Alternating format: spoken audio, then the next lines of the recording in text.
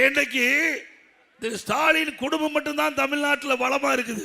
திரு ஸ்டாலினுடைய குடும்பம் மட்டும்தான். வேற யாராவது நல்லா இருக்க முடியுதா? இருக்க விடுறாங்களா?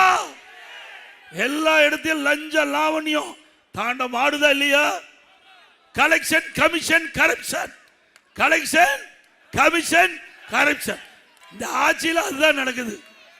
வேற எந்த சாதனையும் இல்லை. நல்லா திமுக காரன் குண்டு குண்டு ஆயிட்டான். ஏன்னா எந்த கடைக்கு போனாலும் சாப்பிட்டா பணம் கொடுக்கறது இல்லை. நல்லா புரோட்டா சாப்பிட்றான், வயிறு நம்ப சாப்பிட்றான், வேண்டும் சாப்பிட வேணும். அது ஒரு மனிதன் சாப்பிட்றது தப்பு இல்லை, ஆனால் சாப்பிட்றதுக்கு பில்லு கொடுக்க வேணும்ல. அண்ணா திமுக சாப்பிட்டா ஒரு டீ கிடைச்சா 2 டீ காசு கொடுப்பான். இது பொன்மனச்செம்மல் புரட்சி தலைவர் எம்ஜிஆர் கட்சி. கொடுத்து கொடுத்து சிவந்த கருத்துக்கு சொந்தக்கார கட்சி. இன்னைக்கு புரட்சி தலைவர் எம்ஜிஆர் வாழுகின்ற பொழுதும் மக்களுக்கு அள்ளி அள்ளி கொடுத்தார்.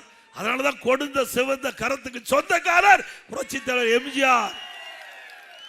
இறந்த பிறகும் தன்னுடைய சொத்துக்களை காது கேளாதோர் வாய் பேசாதோருக்கு எழுதி வைத்து இன்றைக்கும் அந்த பள்ளி நடந்துகிட்டு இருக்குது.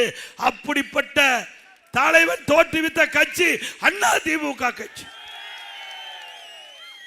மக்களுக்காக இருக்கிற கட்சி அண்ணா திமுக கட்சி. குடும்பத்துக்காக இருக்கின்ற கட்சி திமுக கட்சி. உண்மைதானே?